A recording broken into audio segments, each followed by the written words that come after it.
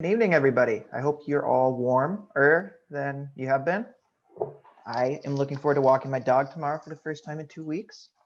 But we are all here tonight for Travis. Now, touching on Joe's point here, it wasn't about 10 years ago that I was sitting in the seats for my first improv presentation, and I thought to myself, you know what? I went into IO because Travis helped provide some career guidance. And eventually I'm going to try to get Travis to speak here. And about 10 years later, Travis is speaking. So yay, I met a goal. But that really is the underlying story that a lot of students have about Travis. So starting out, Travis began his career in psychology at the University of Louisiana Lafayette. He continued to Texas A&M, where he got his master's and eventual PhD. Since then, he's pretty much been part of River Falls. He's had countless students that he's sent off into the IO professional world. I'm sure a lot of them can trace their educational lineage back to him as well. In addition to that, he's currently serving as the department chair for the Department of Psychology, and he also serves as a senior lecturer of human resources at the Carlson School of Business. So he wears a lot of hats. He always has a passion for really pushing students and really finding those students that have the motivation to go further and giving them the infrastructure and motivation to keep pushing further. Another point I wanted to bring up before I pass it over to Travis here is his participation in the Catalyst program, which I'm sure he'll go into more detail at, but I can't count how many years that he and other professors within the psychology program have hosted exciting learning opportunities, traveling all over Europe and really getting a chance to learn things up front and really having a catered learning experience. But with that, I'd like to introduce tonight's speaker, Travis. All right, am I unmuted here? Yep, we can hear you fine. And by the way, just one point I wanted to make, worker well-being, that was my focus of a 2-year consultancy effort called Colohan Consulting, and it was all about well-being. And so found some new items and some new factors. I think that fairness in the workplace is a huge issue. So looking forward to hearing from you, Travis. All right, well, let me see if I can get my camera on, get this working. Everything look good? Yeah, all good. Oh, I think I'm a cat. I think I have a filter on, so I'll have to. Sorry about that. I assure you I'm a professor. I'm not a cat. So let's see, maybe I can change it. Oh, that's still a cat. Gotta try to get this right. Happened on a news show recently. Yeah. All right, let's try, maybe this one will work. So this will be good for Roger here. This is he said he wanted to learn some ordinary psychology, and we do ordinary psychology here too. So you can see I'm right here next to my trusty Bobo doll, and this is actually autographed by Albert Bandura right here on the top. So I have a Albert Bandura autographed Bobo doll. So probably one of the only ones, I don't know, I can imagine around. But. So now I will get back to doing this stuff and let's talk. So Roger, have you given over screen sharing to me? I believe so, but maybe not. We're all learning to use Zoom. We've had a year to do it. So far. All right. Looks good so far. I think we're good. All right. So yeah, I want to welcome everyone and thank you all for being here for this talk. I'm super excited to talk to the group. I'm super excited to see a bunch of alums of mine in here. I think there are 6 or 7 that are either in various programs or people like Roger or Allison who graduated recently. I don't know if there's any, I didn't see any of the faculty from the U of M's programs here.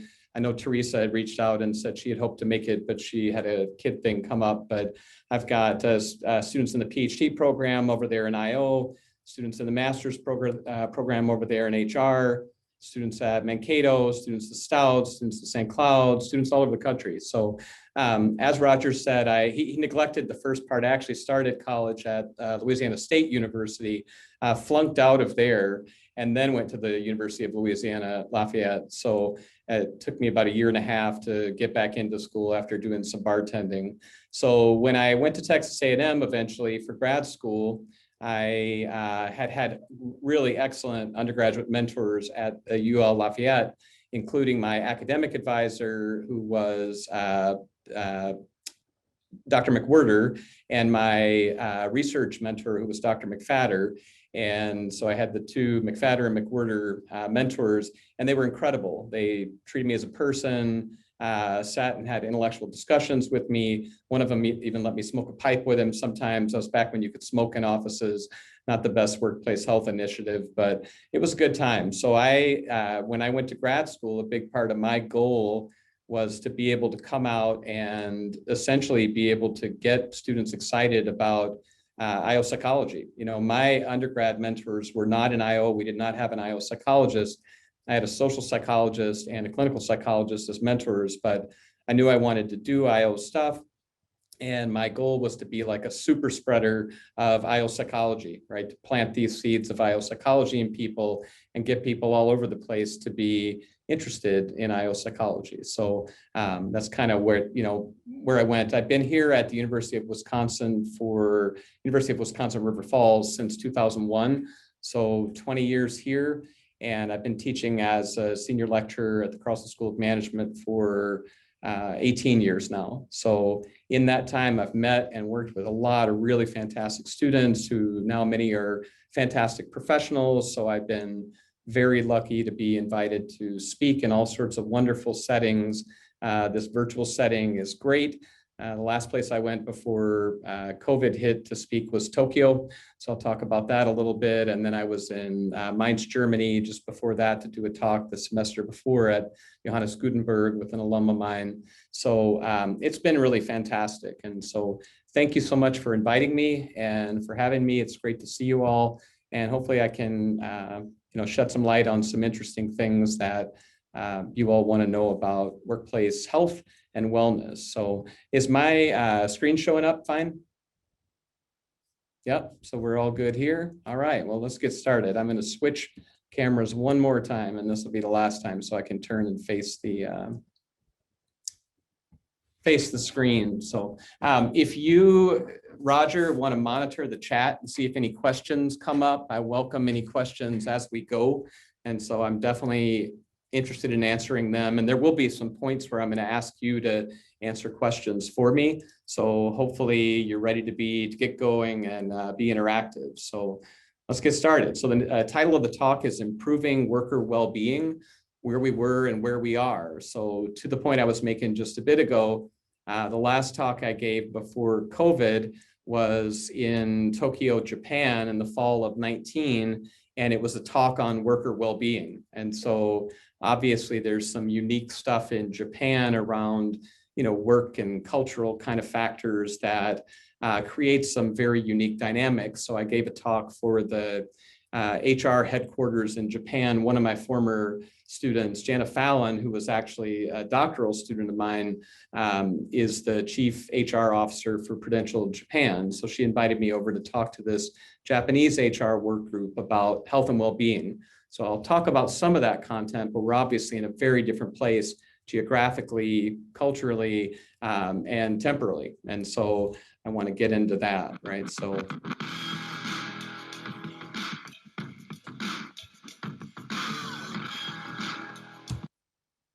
yeah, early 2020, we had 99 problems. That was the Jay-Z clip if you're too old or too young, but 99 Problems, a Jay-Z song. And work stress was one. Work stress is something that has been a problem always. People have been stressed about work as long as they've been working, and some individuals more than others. But we definitely see a pretty strong pattern in the literature in IO psychology and HR and epidemiology that work stress has been rising over at least the past 50 years, and that as of early 2020, it was at epidemic levels. So if you just do a Google Scholar or PsycInfo search for burnout, and look at articles just from say 2015 to 2020, you're going to find hundreds. Employee burnout, employee stress, and all this stuff is really huge, so much so that occupational health psychology has grown massively as an area. So in addition to my affiliation here, I'm affiliated with the UW System Collaborative Program in Health and Wellness Management. And so I develop courses in that program on occupational health, behavior and development in organizations, that kind of thing. So I'm curious, to ask you, to get you involved, what do you think was driving work stress? If we think about, work stress and kind of this pattern of it increasing over the last 50 years. So I want to use this tool called Mentimeter. So can you see my Mentimeter screen now? Okay, so what you'll do here is you'll just go to this website, menti.com, and you'll enter this code 1917157, and you'll be able to respond. This is an open-ended question. I don't remember how big I set the parameters on responses, but you'll see things will pop up like this. So rising cost of living. Do you want to read the number? I want to, you just all respond and I'll scroll through them and we'll address some of these. The number again, 1917157, the code.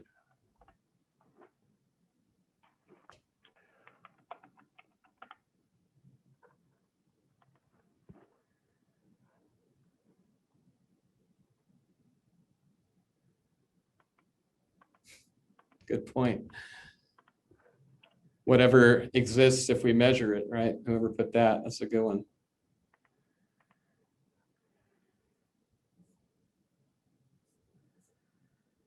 Yeah, so here's all kind of stressful things. I'm getting stressed just looking at it, and it's really, freaking me out a little bit. But I mean, just looking at this first one, rising costs of living, I heard a presenter talk one time about how interesting Americans were, because if you look from say like 1920 to 2020, the average size of a home has, I think, tripled. And so Americans are increasingly working longer hours to pay for bigger houses that they're never in because they work all the time, right? It's one of those bizarre kind of conundrums. Like, what are we doing? You used to have 12 people living in a 1,200 square foot house. Now we got 3 people living in 4,000 square foot houses, but we work all the time to pay for them because who can afford a 4,000 square foot house, right? Tech, I'll talk about for sure, big driver, this always on kind of thing. Globalization for sure, social pressures. One of these that I've focused on some in work I've done is the massive entry over the last 50 years of women into the professional and managerial workforces. And of course, as a culture, what we've done is essentially nothing to support that massive influx of women coming into the workplace. So I think you notice if you look at the data that work stress is something we see that's really problematic for women workers, and that COVID in particular, as we'll talk about tonight, has massively impacted women who are working, women who've lost jobs, et cetera. So that social phenomenon, we have terrible parental leave, we have really antiquated ideas about domestic responsibility, we have all sorts of things in place in our culture that are barriers. And at the same time, we've encouraged these generation after generation of women to get out into the workplace and, kind of done nothing to create social equity that would make that good. Work is more complicated, that's true. This is a great point, whoever made down here about measurement.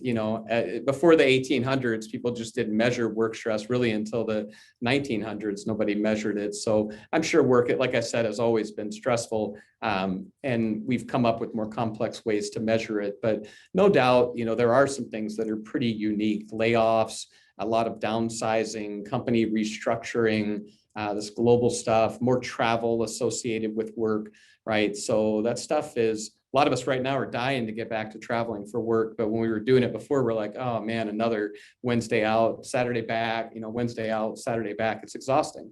So it's a lot of stuff here, work, family, work life, this inability to disengage. So we'll get into most of these things. These are really good ideas. So, you gave me some good answers on what was driving it. One model that we use a lot in the literature to talk about work stress and its effects on people is the job demand control model.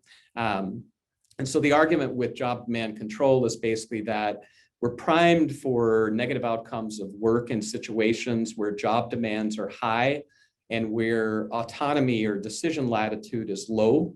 And I would argue that for a variety of reasons, we have created more jobs that are essentially in this sector. And so if you think about job demands, right, jobs, we do have downsizing, efficiency stuff, lean management, everything is focused on getting more productivity out of people.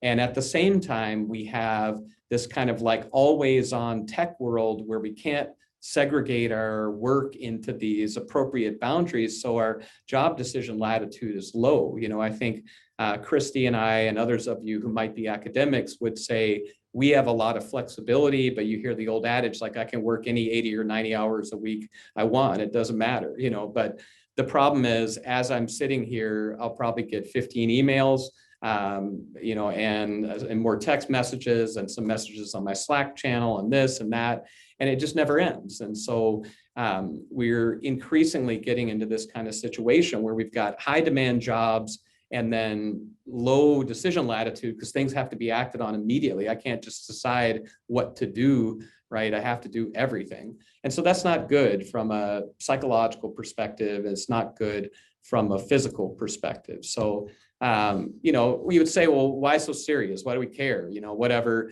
people have always griped about work, you know, heck with them, just do your work, get over it. Work is stressful, et cetera.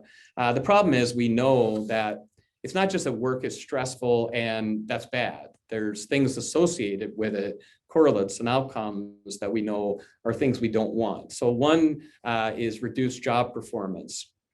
I published a meta-analysis in 2000 where we looked at role stress, role conflict and ambiguity and its relationship to job performance. And we looked at a lot of moderator variables, but in general, we concluded that role stress was a problem, you know, regarding job performance. People in more stressful situations would exhibit on average lower performance.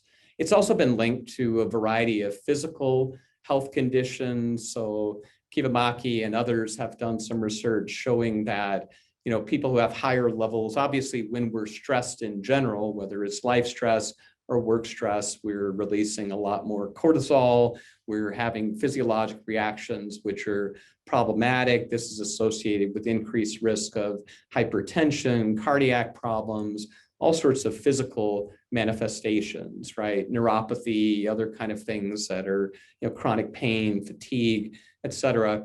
And then there's also research on the correlates of work stress with psychological conditions.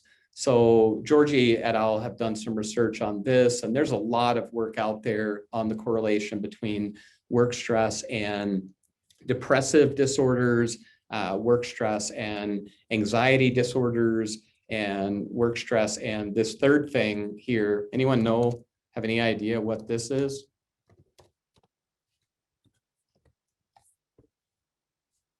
You can raise your hand or anything you want here. It's some Chinese characters. I grabbed them off of Reddit, so I can't vouch for their veracity, but I don't know if anybody can read this. Where'd Christy go? I thought maybe she would know it. So no. All right, well, this is called revenge bedtime procrastination. And this is a relatively new concept in the work-life literature. It originated in China, the idea, not the problem. But this is essentially getting to what many of you were talking about, that, you know, tech has created this sort of situation where our life is always on with regard to work. But we don't like that. You know, we're social creatures. We're creatures who like, you know, one of you mentioned being introverted. You know, no matter how extroverted you are, everybody needs some time to themselves, and we just don't have it in this constant on world. So this revenge bedtime procrastination idea is that we do have this opportunity at the end of the day when we probably should be sleeping for health reasons and psychological health reasons to reclaim some order by just doing dumb stuff on the internet, right? So we can get in bed and just, one term you see is doom scrolling. You just kind of look at all the bad stuff on the internet that's like, oh no, we're all going to die, et cetera. Or you just do mindless stuff, right? So whatever, just reclaiming some time to yourself, but you can't do that during the regular work or life hours anymore. So we're seeing epidemic rates of insomnia. If you look at in China, the average number of hours of sleep has decreased by like 1.5 hours, in Japan by like 1.5 to 2 hours, in the US by at least an hour over the last just couple of decades. So people are not getting enough sleep. And part of it is they're just staying up late at night, recapturing their life by doing dumb stuff on the internet. And, I'm guilty of it. I do it all the time, whether it's just BSing with people on Facebook or Twitter or whatever, or just reading dumb articles or making memes for our funny meme page in the department or whatever. So it's a good term though, revenge bedtime procrastination. So hopefully I've made the point that work stress is not just epidemic and not just predicted by all those factors that you listed, but it's problematic. We need to think about it in terms of performance, tenure in organizations, just the ethical concern for our employees on whether they're healthy, physically healthy, psychologically healthy, et cetera. So the good news is we had started to make some progress, 99 solutions, it's 99 red balloons, but as close as I could find. So we had solutions, we had some ideas. Some of us who work in this space had come up with some ideas. So we know, for instance, like I have a human factors background, and we know that workplace design factors influence stress and influence how we feel. So it was all the rage in the 70s, 80s, 90s to do this open office environment stuff. People thought it would be efficient, it would produce collaboration, increase teamwork. All the research that's been done recently shows that it increases noise, it bothers people, there's no privacy, right? It's not good for your mental health, your physical health, et cetera. We also decided to, build buildings in ways that focus more on the interior of the building, try to pull people into the center, away from the outside to build collaboration. What that tends to do is decrease the number of access points to windows, green space. Like I noticed one of you had, Sam, I think, had a big plant in the background that might be real or fake. And Joe had a big plant in the background. Plants are good for you, right? So research has been done in IO psychology that shows that plant exposure in indoor spaces is associated with increased productivity, better well-being, et cetera. So actually one of the people here on the call tonight, Allison Mayaki, and I are pictured down there on the bottom right. We did a project a few years ago. I guess it's been a little minute now, it's 2016.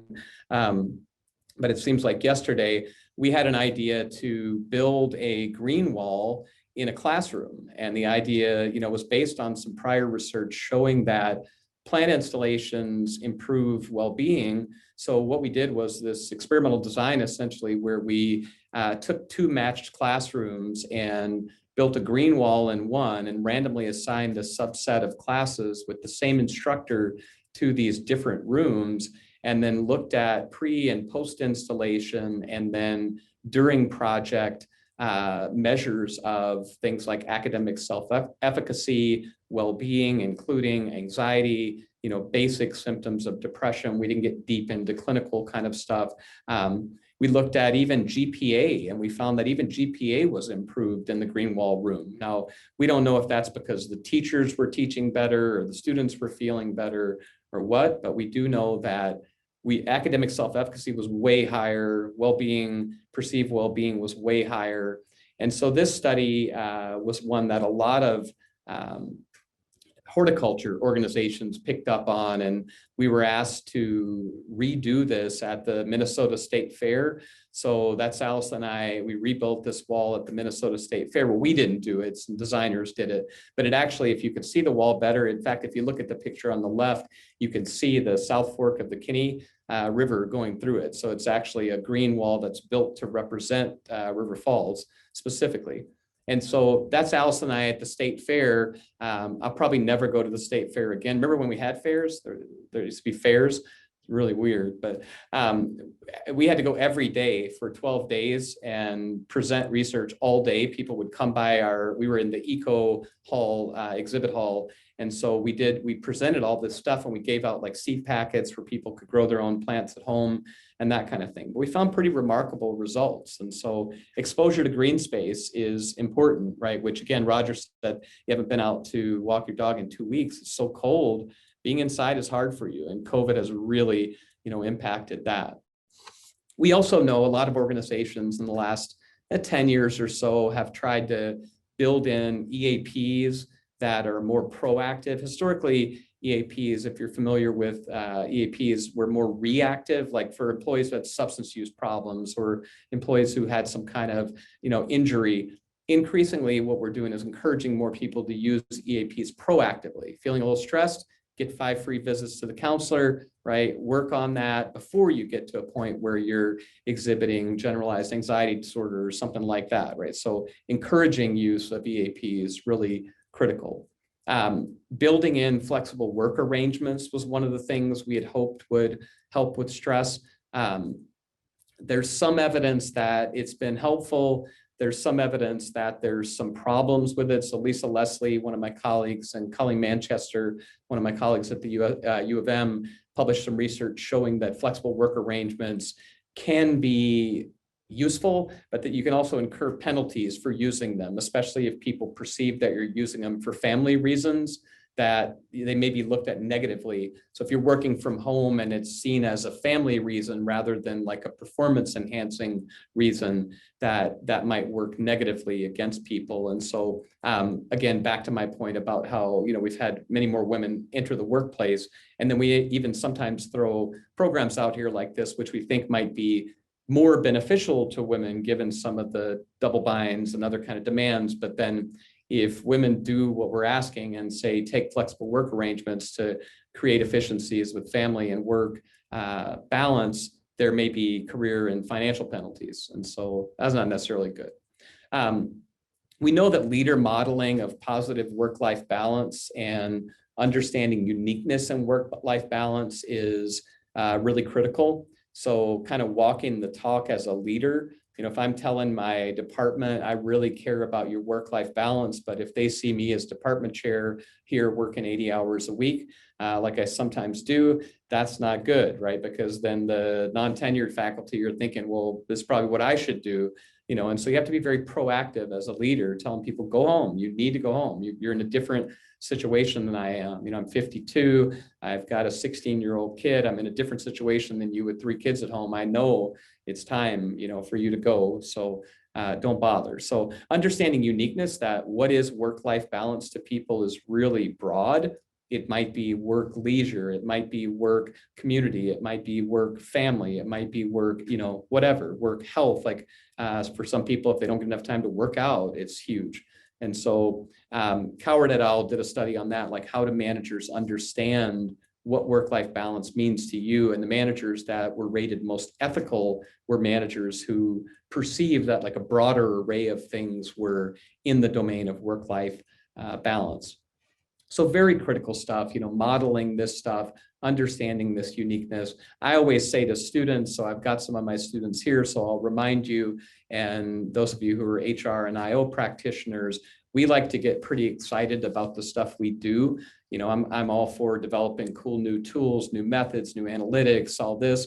But the reality is for most employees, it all stops with the manager. If you have a crappy manager, your life's going to suck. And if we can do everything we want at the organizational level with policy and HR practices and IO interventions, and if your manager's no good, it's bad.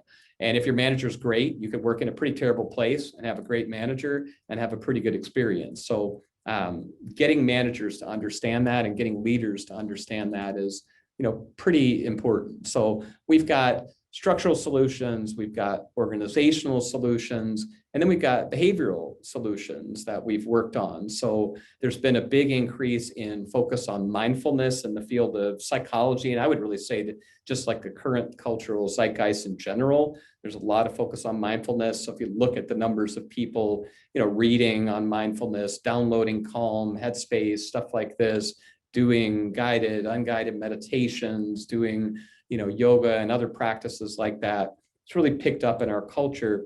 But the organizational use of this is something that's relatively newer, and there is research that it's effective. So both et al. Have done some research. Teresa Glom at the U of M has done some research on this, and then Mary Zellmer-Brunn and I can't remember the first name of her colleague, did some research showing that mindfulness can be used in team structures and in individual structures in organizational settings to help reduce stress.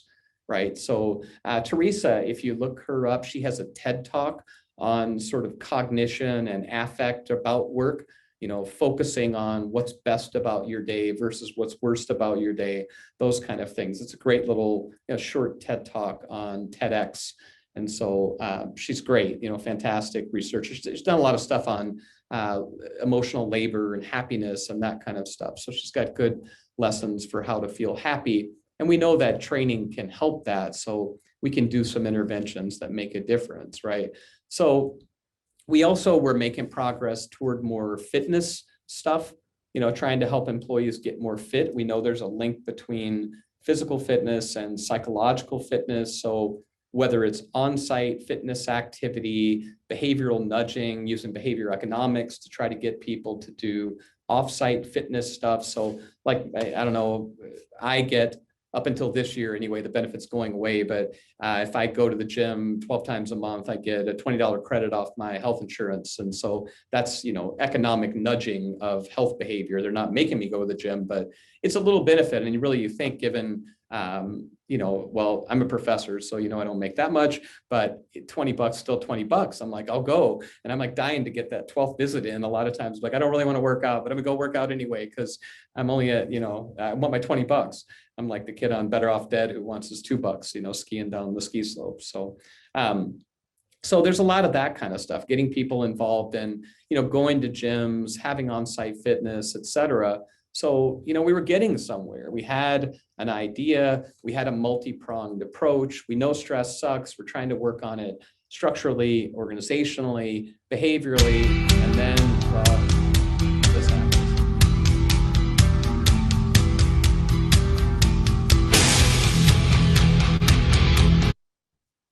So that's actually Enter Sandman. There's no real song called Enter Pandemic, but this is the best I could do. So let's think about this, right? How do you feel? How have you felt? Give me one word to describe how you felt since March or April 2020. And same code, same survey, you should just now see a different question.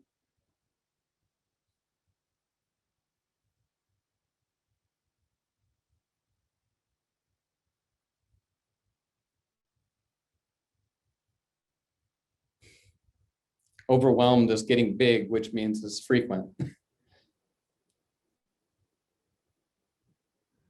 a recipe for a lot of stress.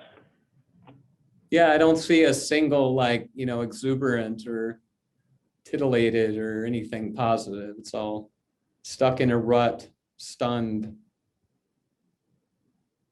just sitting around, dead scrolling, watching the news, being like, what in the world is going on? Depressed. Yeah. For sure. Oh, one person's content. So there's positive, content. So a lot of negative emotionality, right? We're seeing here. So we'll get back to that. Let's think about those kind of things in terms of how you feel. So let's get back for a second to the job demand control model. What has happened if we think about this as this lower right quadrant is really a recipe for disaster? Well, what's happened? So if I ask all of you, we've really seen a couple of different things happen. Some people have lost jobs, which obviously we know economic uncertainty is a big mess for people, but the people who are not employed currently are not within our purview as much in HR and IO. So we're thinking more about people who have jobs. Well, given that a lot of companies have had to rapidly restructure and pivot to all these different ways of doing things, job demands for most people have increased, right? So a show of hands, like how many of you are still in your job, but your workload has decreased? Raise your hand. So I don't see any hands yet. So I'm pretty sure, I was trying to think the other day because I'm actually the chair of the compensation committee and I'm in the middle of a proposal to increase summer compensation for chairs. So I have a biased and vested interest in it, but I've kind of cataloged what I did this summer and what I've done over the last couple of years. And I'm pretty sure like post-pandemic, my workload as chair has at least doubled. And that's only part of my job, right? Another part of my job as a chair at an institution that's primarily a teaching institution is I'm still teaching 2 classes and teaching classes with Carlson and doing things like that. And all of those I'm having to completely revamp, right? So, Christy and I commiserate on Facebook that recording lectures, we're constantly doing all this stuff that I used to not have to record lectures. I just show up, have skill at lecturing and I could just talk my way through an hour and a half. Now I got to get all this content and these different ways. I'm teaching one class that's high flex where I teach it live. People can attend remotely via Teams or in person. And then all that content is recorded. At the same time, the classroom is flipped. So the lecture content is all pre-recorded. So then they come to class and do activity-based stuff, which is live and recorded. And so, this class is a real, it's like, triple the work of doing a class the way I used to do it. And it's interesting to me. It's innovative, it's fun, but it's a lot of work. So job demands, way up. And I think that's probably true for most of you. You're getting asked to do more in different ways. And then your job decision latitude is probably decreasing, right? So how many things can you think of now that are new, like rules and regulations, things you can't do or things you have to do, right? So it didn't used to be part of my job to get COVID tested once every 2 weeks. It didn't used to be part of my job to have to make sure everyone in my department is being tested if they're coming in. It didn't used to be part of my job to be the mask police. It didn't used to be, I can't do this. I can't have class with X number of people. I have to do this, And so it's on and on and on. Job decision latitude has decreased. And job demands have increased for a lot of jobs, not all jobs, right? So if you work at Zoom, maybe your job has gotten like a lot cooler, but if you make filters, cat filters, maybe it's great. But, for most of us, jobs are harder and there's more rules and less latitude to kind of do things like we want or like it's, we're accustomed to. And that's a recipe for stress, right?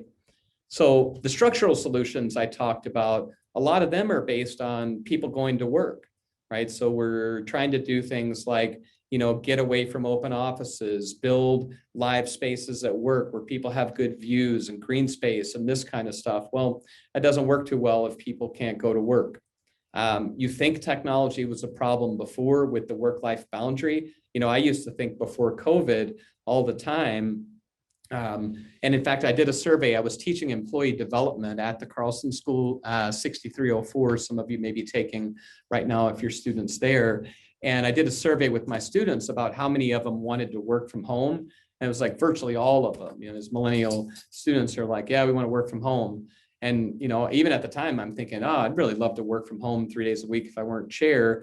And now I'm like, I got to get the hell out of home. Like my 16-year-old and I are giving each other those like Western death stares where one of us is going down. There's like the whistling in the background, like that AT&T commercial. And so it's, my wife, my son, and I all trying to work, all trying to live in the same space. And so work is life is work, people's pets, people's families. It's like, there's no boundary. And so it's just exhausting, and a lot of you said you're exhausted, you're stunned, you're stuck in a rut because literally you're sitting in the same chair for 12 hours a day and you don't even know what job you have. Is your job parent, teacher, educator, professor, consultant? It just all blurs together, so we've eradicated that with COVID. And so maybe we have to reconceptualize. We'll talk about what we want work to look like. All the organizational solutions we were coming up with, are more restricted. So contact with leaders is way more limited. We don't have these ability. Like I can't tell what my boss is doing because I'm not at work, right? And so I don't know. I could tell maybe by the timing of emails I get from them or those kind of things, or when Zoom meetings are scheduled. what things are like, but I don't have these opportunities, even with my staff and faculty, to connect with them as much, to model behaviors I want, or to talk with them about their work-life balance and that kind of thing. EAPs, I don't know if any of you have tried to get like a counseling appointment recently, maybe for you or your kid or something. It's tough. Good counselors are booked out like 4 months. It's harder than seeing a dentist.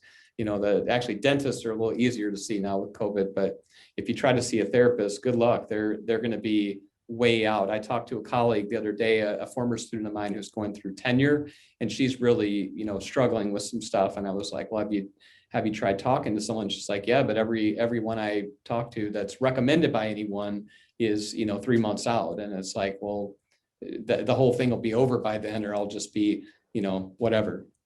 So not very positive.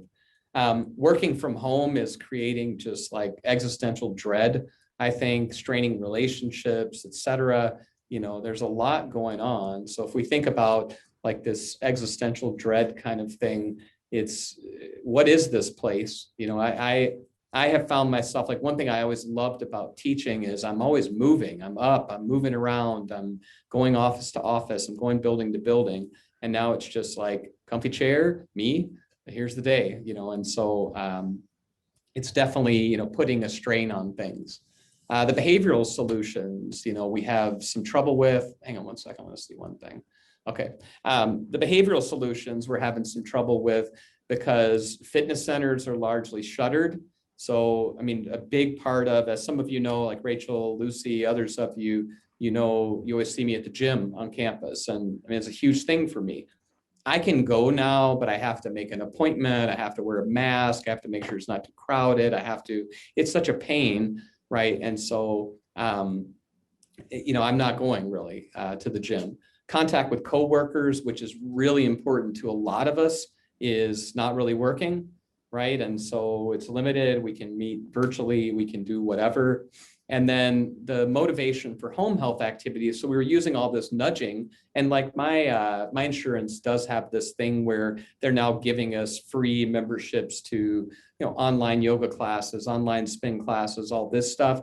But it's kind of hard to stay focused on that for me and for many people, right? I think not only am I probably focused more on less healthy activity, as in I'm doing less of the healthy things, I'm doing more of the unhealthy things, right? So sitting probably for me is number one. I'm not used to sitting this much. And then, a lot of us maybe we know alcohol intake is way up. If you own a liquor store, good on you. You made the right choice pre-COVID. But if you don't, it's like liquor stores are selling liquor like crazy. And so people are maybe engaging in less healthy behaviors. So overall, workers are struggling. There's some other problems, right? So we know, if you're familiar with basic stuff on affect, so when we think about like how well off we are in terms of subjective well-being, it's really a combination of positive emotionality and negative emotionality. Well, positive emotionality is largely related to sociability, right? Contacts with others is one of the best predictors of positive emotionality, but people are really isolated right now. So people are lonely, they're stuck in their spot, they're with the same people. And so it's hard to build positive emotionality. Because we're social creatures, even those of you who say you're more introverted, this is maybe a little much, So one of my most introverted friends post the other day on social media, something like, I've been diagnosed as missing my friends. And I'm thinking, like, this is a person who also posted not long ago that her favorite thing in the world to do is like cancel plans and stay home.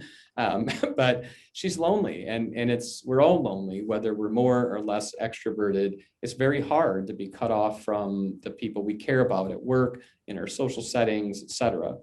And then negative emotionality. Question for you here, Travis. Yeah, sure. Yeah. So this is from Mark Sokol in the audience here, but he's wondering if you can address some of the research on mindful meditation and gratitude practice related to affect. Yeah, I'll come back to that after I finish this slide. I'll go back to some of these things that relate to the mindfulness-based stress reduction, because this is not just organizational, but also personal, right? So I actually I have a friend who's really struggling. He's a small business owner who has an office in St. Paul and was going in working with a staff of coders and hasn't been into the office really at all in the last many months because he doesn't need to. It's not worth the risk, but he's having a hard time. So I just gave him John Kabat-Zinn's book on mindfulness, kind of the intro guide to that practice. And so very helpful stuff. And so, yeah, we'll get back to that. So if we think about this, these other problems about emotionality, negative emotionality is something we don't need other people for, right? So if you think about your typical argument with your partner, and then they'll say something mean and you feel bad and you're like, you want to respond and say, I don't need your help feeling bad about myself. I'm perfectly good at that on my own, right? What you need help from others for is feeling good. So we're in a situation where because social contact is limited, positive emotionality is hard to get. Negative emotionality is really hard to get away from because we're very isolated. And then there's this just crazy mortality salience, right? So I was telling my friend this morning, like I'm thinking I really would dig a bagel from Whole Foods. So I think I'm going to zip over there. Of course, I may die from that because I could get COVID and, is the bagel really worth it? So we're constantly thinking like every time, I don't know if any of you, it's not just like histrionics or malingering or whatever. Like you wake up every day, you don't feel so good. You're like, oh no, here we go. Now I'm dead. I have a cold, I'm dead. I have a hangover, I'm dead. And then if you are in situations where you have like you yourself or you have family who's immune compromised and you're worried constantly about, am I going to hurt myself? Am I going to hurt someone else? And that's a lot of load to bear. So no doubt, if we go back and think about mindfulness-based activities are often, focused on this kind of stuff. So one big part of, the kind of modern approach to mindfulness comes out of dialectic behavioral therapy and Marsha Linehan's work. And that focuses a lot, not so much on reducing negative emotionality, but tolerating negative emotionality. So distress tolerance is a huge part of that, just kind of sitting with and dealing with feelings and, instead of reacting and doing stuff about it, just kind of being what is.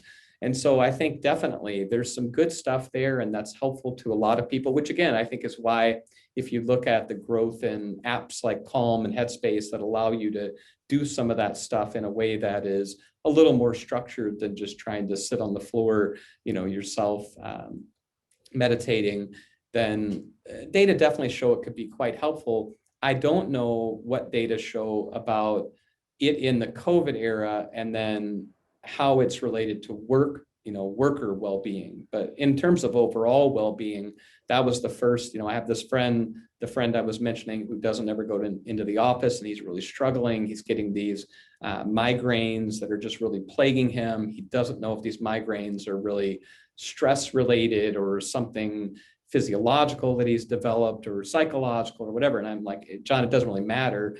It's the same. If you're feeling this pain, you're having this headache, it's real, and you need to address, whatever root causes. So if you want to see a doctor, but if you think, we know whether it's caused by stress or aggravated by stress, that stress and headaches are related. So things that help you with stress reduction would be good. And that's why I directed him toward the mindfulness-based stuff, because it's helpful, and then understanding, okay, well, I'm dealing with this, but I'm dealing with it in a way that is more mindful instead of just, oh my God, what's going on, panic, catastrophizing, so building in some of the cognitive behavioral therapeutic work as well, changing cognition. So this is my take on the problems, right? We already had a kind of screwed up situation with modern technology in life and work. And then we had a pandemic that kind of stripped away a lot of the mechanisms we had in place to help from an organizational perspective, but also from a societal perspective, because socialization and other things are so important. So, my question to you, and really what I want to spend the rest of the time thinking about, is what to do. And I don't know, the research hasn't been done. The pandemic's not over. Right? Organizations don't know yet. What is the return to work going to look like? What is work going to be? How many people are coming back to offices? How many people aren't? I've started to see preliminary research on some companies are saying they're going to stay shuttered through 2021 into 2022. And some companies are saying we want to get the workforce back as quickly as possible. At River Falls, we're planning to go live in fall, live, face-to-face classes, full capacities and everything like that. But that's not the norm necessarily. So I want to get feedback from you here on, what you think we can do. So let's go to this slide.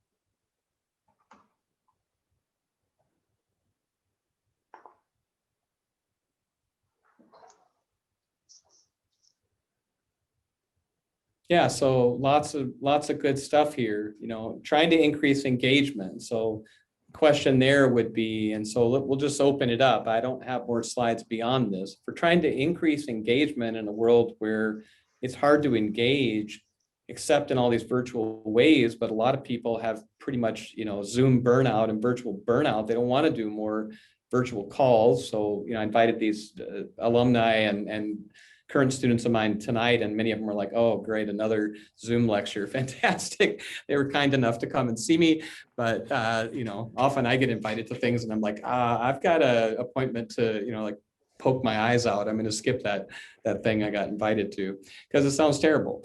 So how do we increase engagement in a pandemic?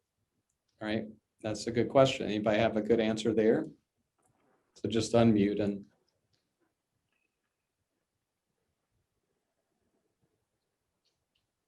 I think what I've been hearing a lot more of is informal work communities that aren't necessarily occupational focused, but they're still work colleagues discussing things out of work together, outside of work hours.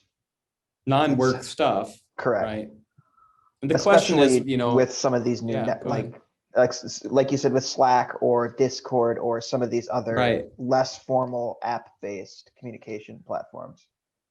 Yeah, and so that's a really good point. When I mentioned earlier stuff about Slack, like what I have tried to do in my own life is to use the work-based communication channels for work and other channels for personal stuff. So I'm not Zooming with friends because Zoom like triggers me. I'm tired of Zoom, right? If I want to talk to friends, I'll use Slack or WhatsApp or something like that. Or if I'm, it's just like people I've been connected to for a long time on Facebook. I don't do a lot of work on Facebook. I just do goofy stuff, and so some separation, if we go back to the stuff on work-life balance, there's that research on segmentation.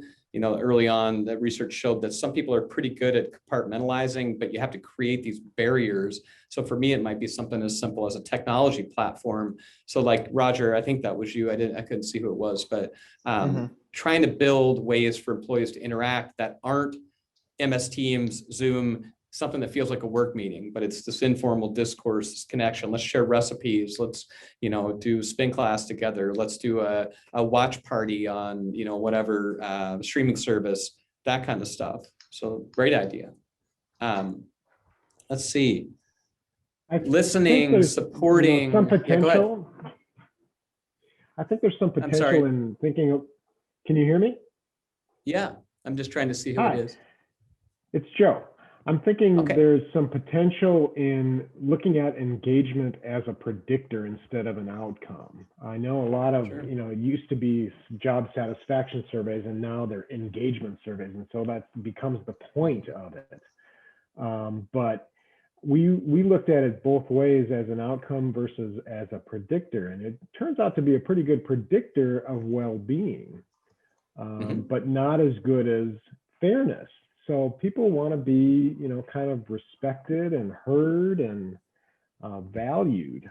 And that plays into engagement, yes. But if you have an engagement survey, you're kind of asking for more from the employees. And when you look at if you look at it in terms of a well-being survey, perhaps, you're putting the employee as the primary receiver of value instead of just the organization extracting more value out of the employee. You know what I mean? Yeah, sure. So, I mean, various ways of asking employees how they're doing, just to find out how they're doing, right? And that seems to be echoed. I saw Bill's hand was up. Yeah, Travis, I think perspective helps. When I was a kid, it was before we had polio vaccines. And on the bad years, it meant we couldn't play with our friends. We couldn't go swimming. We couldn't go to a movie theater. We couldn't go to the fair. 1 year it was canceled. We couldn't go swimming. We couldn't do anything. And we didn't have all of the channels of communication that we have available to us now. We could talk to people on the phone, but it was a party line. We had to wait our turn.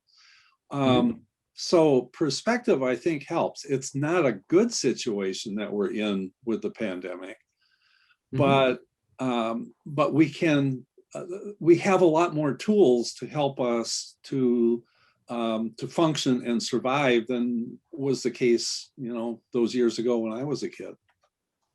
Yeah, I think that's true. I think one caveat to that would be we also have a lot more reminders of how bad the situation is because we're bombarded with it constantly on media, social media, et cetera. Whereas, if you were a kid and people had polio, your parents and, family would say, oh, be careful for polio, but you weren't seeing stuff about it 24 hours a day on Instagram and thinking, ruminating. So there's a lot of research that shows that social media can really increase rumination and negative affectivity. And so that's you're right. I think it's absolutely correct that there's a perspective piece.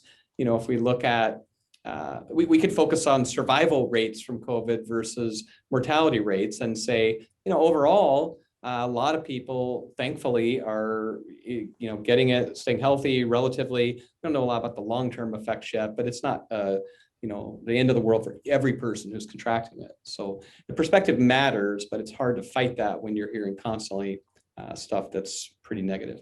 Hey, Lisa, how are you? I'm good. How are you, Travis? I'm great. I didn't see you in there at the beginning. Well, right as you were starting, my parents decided that was when they were going to call me. So, because they realized they never sent my Christmas present. Oh, wow. So see? That was urgent tonight. Well, I miss you. I really miss seeing you at PsyOps. So I know. What's up? What question do you have? Yeah, well, actually just a comment and just really building on what you were talking about barriers, right? So before, when I teach my occupational health psych course for the grad students, I talk a good bit, and I've done some research with Sabina Sonentag's stuff on recovery experiences. And so I really believe firmly in the importance of people detaching and having those barriers. And that's so hard in the pandemic to have that when you're working from home. And so it's the importance of, I think, finding ways to create ones that don't naturally exist when you're walking from your sunroom to your living room, as I do every day that I work from home, and so like I've read articles about people who are like, in the morning I get in my car and I go drive and then I come home because it's like I'm driving to work. Yeah. And then at the end of the day, I do the same thing to give me that, it's about managing those boundaries and whatever that takes, if it's a walk around the block or something that says, this is the signal. And for those of you, I live alone, right? So I have a different set of issues than people who are trying to like school children and do all this, I have more isolation issues, but, so maybe families need to have like family rituals that, this time we have a dance party in the kitchen or we, go for a walk or whatever we do that switches our gears. So. Yeah, that's great. And I do think I've seen some research on that just in general regarding productivity, simple stuff like making your bed in the morning increases your chances of having a productive day. So I tell my son, it doesn't really matter why it's made. It's just that something about that routine and like setting up some orderliness and neatness. And so like your thing about the driving the car, it's almost like we're trying to use cognitive dissonance to make ourselves, and it works. We know we're very prone to cognitive dissonance. So if we can create like kick that psychological immune system in and get this sense of order where there's chaos, it really works. And we, as a family, we're trying to do a lot of that, like having some spaces that are kind of like, this is my space where I need to be when I need to decompress, scheduling times to do things like I need to work out at this time. So we're lucky to have a home gym and I can use that. And, but thinking through that, where do we need separation? So like there's I don't know, a couple of months ago, 2 nights where my wife just went and stayed at a hotel.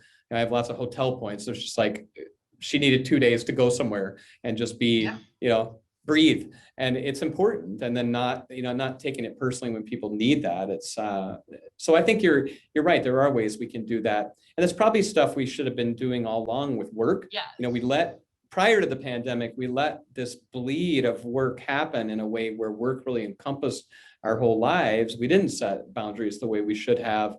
And so suddenly the pandemic just kind of laid that bare. I think that we already had work boundary problems, and now more than ever, we need to set them, whether it's life boundary, work boundary, that kind of thing. So that's great. I think the communication piece, several of you have noted, is critical. Mark, I see your hand is up. Yeah, when I think about my practice and the executives I work with, by nature, leaders create the forum for these kinds of Zoom calls or large town hall calls. And early in the pandemic, we saw a lot of one-way communication, a lot of hunger for information. What I find is the shift for leaders and managers is to change their mindset, to start thinking about themselves as a container for dialogue and experimentation and discovery among people. And that's very different for some leaders to think about that. It might be as simple as finding out who on the team has some tips about what they're doing that works, much like what you're doing here, and creating a forum for them to share their expertise for others. They get some validation. Other people feel that a peer is sharing for them. Those things are positive. Another one, the sales leader does a contest on how to do some distant socializing while being socially distant. And these kinds of things are experiments that leaders can see themselves hosting and in allowing people to engage, as opposed to taking on that role that I just have to provide information out to people. It's a very different experience. Yeah, absolutely. And that is so much of, I think you're right. I remember early in the pandemic thinking, if I get another 20-page email from my provost or assistant chancellor, I'm going to, somehow make this into a projectile and hurl it back at their office because I don't need to read any more 20-page emails. And what I would like is just to get a call and say, how are you doing? Is your department okay? What do you need? That kind of thing. And so I found my faculty, really, really appreciate that. Just to check in, like, hey, I saw that your heat went out this week. Are you okay? Do you need some space heaters? What's up? How are your kids? That kind of thing. Instead of, here's the 30-page list of how we're going to redo the strategic plan and our P&T procedures in light of the pandemic. And so, yeah, that's changing the way we communicate and the focus, like the locus. Yeah. It's actually a very opportune time amongst teams of leaders for anybody who does that kind of work to get them to start doing gratitude exercises on what have you appreciated about the other people on the team this year. Yeah. Because without fail, there's a lot of good things that they've done to come together. And so if you can create that forum for them to access it, they actually surface that and have some of the positive affect experience that you noted earlier. Yeah, and we're also, it's interesting because we're often good at teaching this kind of stuff, but not necessarily engaging in it ourselves. So I know one of my students who's here tonight has a class where she had an assignment to do a gratitude paper to reach out to some people and share some gratitude reflections. And I was a very lucky recipient of that. And so this idea about being kind to others and being gracious to others, we could teach well, but we're often not very good at practicing that in terms of self-gratitude, like being gracious and merciful to ourselves in terms of, here I am, I'm doing the best I can. Yes, my work kind of sucks right now. It's at like 75% of what I could do under better circumstances, but you know what? That's good enough. I'm happy. I'm happy with myself. I'm making it. I get up each day, I get dressed, that kind of thing. So teaching self-gratitude in addition to gratitude to others.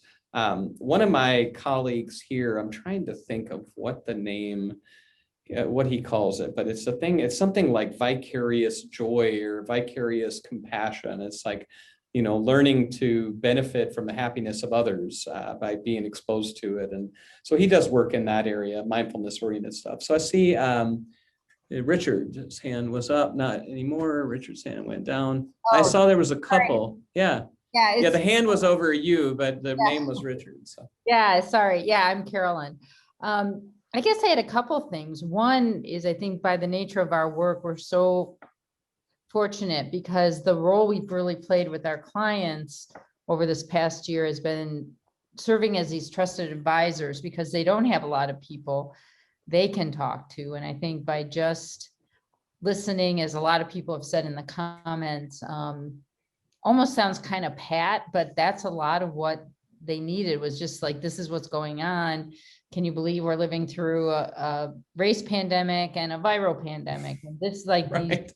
These huge, and leaders that are new in the roles and just trying to kind of live through it. And so that's, and working with essential organizations. So, clients that are, and so you sort of, and maybe this is a rationalization, but it's like, oh, I'm helping in the pandemic because if they're making masks and I'm helping them, but whatever it takes. But those were some that's right. That made it feel like, okay. So that's the cognitive dissonance, right? When you're in the room on fire, but you're like, I'm fine, it's good, everything's okay. It's all good. And any little thing you can find that, that connects you to that. So I was talking today in my class that one of the students who's here today was in earlier about how, I've been trying in my probably the last 10 years of my career. I came into academia very much focused on like rigor and high expectations and, modeling this high demand kind of performance for my students. And I've really softened up a lot. And a big part of that has been just kind of leaning into interacting with my wife, who's like super high in agreeableness and really mindful of others and affectively disposed toward empathy and cooperation. And, at some point I just kept watching her interact with people and thinking, the way she interacts like produces so much better affect. Like I can drive people to do things and maybe like motivate and inspire, but I also, kind of freak people out and intimidate them sometimes. And so I started trying like 10 years ago to be more just like kinder, to be more gracious, to be more merciful, to be less like this assignment was due yesterday, screw you, that's the end of it, I don't want to hear the story, and more just human, I guess. And so the pandemic has actually made it easier for me to do that. And so I have a lot more opportunities now where I think it'll just pop into my head, how is so-and-so student doing? And I can reach out because we're connected now with Canvas and all these ways where normally if I email the student, they'd never get back to me. But if I message them through the course, they'll notice the communication, and that communication might just be, I haven't seen you in a couple of class periods. Are you okay? Are you sick? Are you well? What can I do for you? And so it's given me an opportunity. And so then I can kind of feel like I'm doing my part. Like, here's what I can do. I'm limited. I can't save the world. I don't know how to make ventilators or vaccines, but I can like try to make a difference every day where I reach out to some student, some staff members, somebody in my organization and say, like, I'm really grateful for you. I'm worried about you. I'm concerned. And so the pandemic has given me more motivation to do that. And then those things, like we know from the research, those things produce happiness. Doing kind things for others is like the #1 predictor of happiness, right? Service to others is way more predictive of happiness than income, status, all the other things, material possessions, whatever. I also think there's been a shift in the pandemic, for prioritization away from like material stuff. Like to me, I don't know. I have a former student I felt so bad who contacted me. He's now got a job as some kind of like custom clothier for men's wardrobe. And he's like, well, I remember you were always well dressed and yada, yada. I was like, dude, I'm not buying clothing. I don't care. I mostly wear sweatpants, not happening. So I'm really sorry about that. But then like material things, like how I look or what I'm dressed in, it doesn't really matter. I'm happy. I'm up, I'm well, can I do something for you? So in some ways that's made me happier because I'm not thinking, oh, I need to get a new car. I need to buy a bigger house, or I need to, I maybe need to get a separate house from my teenager. But other than that, it's all good. So a lot of things I thought mattered more previously that were bothering me in terms of my work and psychological overload, I'm kind of like, I'm over that. That just, it doesn't matter. And I'll deal with the big problems like the racial unrest or the coup. You didn't even mention the coup attempt in the middle of the pandemic and the racial unrest. You know, we had a attempted coup. Sort of like, wow, this is interesting time in the country's history. And so for sure, Bill, I see your hand is up. Yeah, you know, once we figured out that we had to get some control over our television watching time and started to set some really tight boundaries around that and other forms of social media, turns out that our lives slowed down quite a bit. And that was time that we could spend, you know, here in the family, visiting, doing stuff together, stupid things like doing jigsaw puzzles and so on. But it's kind of like, you know, a long time ago, before people had all of these distractions and were pounded by all these stimuli. And you could just spend an evening just sitting and being with another person. There is a good side. Yeah. Yeah, my wife has taken up puzzles. I can't stand them. I don't have the patience for it. But she saw a friend the other day had posted on Facebook, was doing one and was wearing a headlamp, like a camping headlamp. And she's like, oh, what a great idea. I'm going to get one of those too. Like, okay, I'm going to definitely take pictures of you wearing a headlamp doing puzzles on top of the piano and then share those with friends. But I don't know, we've each got to find our thing. I've been doing a lot of binge reading, you know, and I've read more in the last 6 months than I read, you know, non-work stuff. I've done more just reading for the sake of reading because I can. And what else am I going to do with my time, you know, read? I'm curious to hear from, you know, it's mostly us practitioners and academics talking, but there's a lot of at least 6 or 7 of you that are students or early career professionals.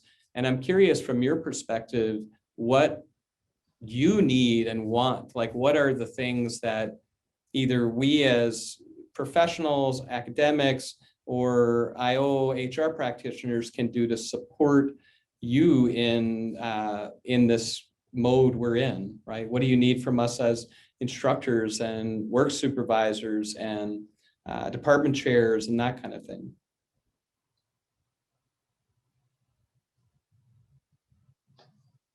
And you all know I will start randomly calling on you, right? So. Well, I can start. Hi, Alea, thank you. Hi, yes.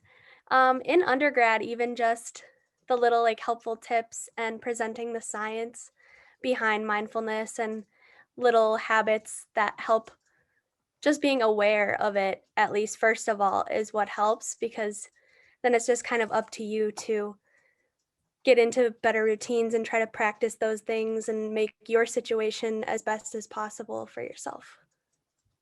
Excellent.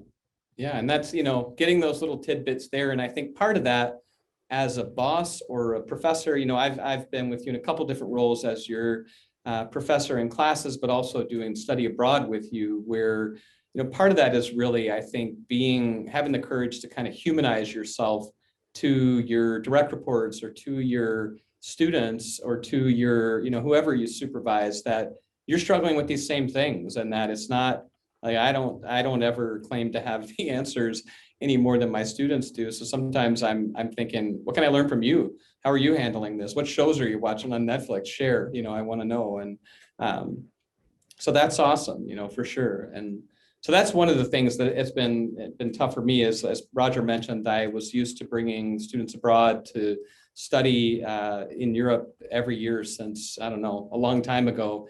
And a couple of the students here have been with me, Allison and Alea. And so that was a really tough shift, but it also gives me a lot of excitement about the future. Like, I'm thinking not only about doing that with students, but as Roger mentioned, I think in my intro, I'm working with a startup called Sabbatigo, where we want to develop basically a model for providing either early career, high potential people, or, you know, people who are mid-career and dealing more with engagement or retention issues, with these kind of curated experiences abroad that are focused around work topical things like entrepreneurship or diversity, but are taking place in a setting where it's essentially experiential learning. I think that the workforce is not going to be thrilled post-COVID post-COVID about returning to big conference centers at the Sheraton to do an all-day training on whatever thing, right? I think people are going to want experiences that are intrinsically satisfying, that allow them to do things they couldn't do during the pandemic, like travel, and so on. And so that's our hope with that, is we'll be able to find a client audience for that. So Leah, when you get into your professional role, you want to study abroad again, but you want to focus on, something like mentorship or entrepreneurship, we could do that again in this different role. So one of the things I teach in the area, I teach some stuff in the diversity area, and I actually teach a psychology of human sexuality class. So I would love to do some diversity work around LGBTQ plus IA diversity in Berlin, where we could sort of start at like the birthplace of the gay rights movement and move into like, what did that mean for, existence in the Weimar Republic, and then moving through the Nazi era into the modern era. What's going on with diversity? How do we look at this focal point and make sense of how certain groups have experienced, discrimination? And I think that'd be a whole lot more exciting than your standard like diversity training in the Sheraton ballroom, where you check all the boxes for compliance and EEO and that kind of thing. And I think it'd be more likely to produce some lasting change. So any other students or young professionals have some ideas? What do you need? What do you want? I mean, I know some of you answer is jobs, you need jobs. So. Hi, my name is Madison. Oh. No, hey, Madison. Hi, my name is Madison. So I graduated in May of 2019 from the U of M undergrad, so I'm pretty new to the workforce. I've been in the workforce about a year and a half. So what that means for me is that 2/3 of my time at work has been in a pandemic and working from home. So for me, going back to the office is going to be, it's not really going to be going back to the office. It's going to be, what does it mean to work in person and adjust to that team setting? So I feel like I'm going to need grace from my team members. But I'm not going to have that kind of that background or that understanding of those norms like people who worked in the office for 20 years and were gone for a year would be. This is my normal. Yeah, exactly. And I think about like with my son in high school, and, I think he's actually in a pretty sweet spot because he's a sophomore, but my students who've graduated in the last year or so, where they're both their graduation and or their entry into grad school and or the workplace has all been in this mess of, all these things where you have these huge learning outcomes taking place. And or like with my high school son's friends, I think about the ones who were seniors in the spring, graduated, now have started college, all in this other environment where they're losing these, celebratory things, these, proms, graduations, everything. And they do certainly need them. So Madison, that's a great point. Helping in these employees who are early career, that's always been important, providing mentorship and providing role modeling and providing support and guidance, but it's going to be especially important for people who haven't known other than this virtual work, because you don't even know what are the norms and expectations. And I'm not sure that we'll know coming back. I think we're going to have to do a lot of work to figure out, we had department policies before the pandemic about, kind of time on campus and expectations for being present for students. And who knows, we're going to have some long conversations when we get back about what that all means now and what we want. Do we want to have this cohesive social presence, and how do we accomplish that? Are there different ways? So a lot of redefinition is going to have to happen, but for sure for new, early career people. And as you say, that's been what you've known. So critical. Any other thoughts? I don't want to keep you forever, but I really enjoyed the dialogue. I think it's going to be fascinating for all of us. I'm reading a book by Jeff Schwartz, who's formerly head human capital person at Deloitte, about just kind of what's work going to be post-COVID. And it gets into some of the things we were concerned about before, automation, AI, that kind of stuff, but also just what will be the social norms and changing expectations of people in the workplace. Really fascinating. So that's kind of work-related reading, but it's more human capital stuff. And a lot of it is just like thought experimentation, because we don't have evidence to know what's going to happen yet. So I've been thinking a ton about this, and I hope the presentation was useful. in terms of just generating thought. Tried to make it a little quirky and fun to add a little humor. Humor goes a long way. That lawyer cat that I was at the beginning of the talk, just kept me laughing for the last couple of weeks. I can't stop watching it, and his funny eyes, and when he says like and he can't get the filter off, and but then he's sure to let them know that he's not a cat. I'm like, well, I don't know why that's so funny, but it's really funny. So we in my department actually. A couple of students who were affiliated with my department started a meme page at the beginning of the pandemic, and then myself and a couple of other faculty would always make these ridiculous memes about pandemic related things, and occasionally we got scolded by administration for laughing about things that weren't funny, and we're like, whatever, they're funny. You can either laugh and try to have a good time with it, or we can sit around and have dread and mortality salience. And so, we were like, hey, first time we can all have Manhattans at the faculty meeting. So then someone's like, you're not supposed to drink at meetings. Like, I'm at home. I'll have a Manhattan if I want. So it was good, but it's been quite an experience. So this is great to connect and reconnect and just see see some of your faces, meet those of you who are new. So I really encourage you, if I don't know you, reach out on LinkedIn, reach out via email. Roger can provide that information for you. And if you're interested in the sabbatical concept, I'd be happy to talk to you about that. If you're thinking about going to grad school, Madison, I'd be happy to talk to you about that. I'm affiliated with several different programs, and but yeah, it's just great to catch up with some of you. Great to see you, Lisa. It's been so long, and Christy, great to see you again.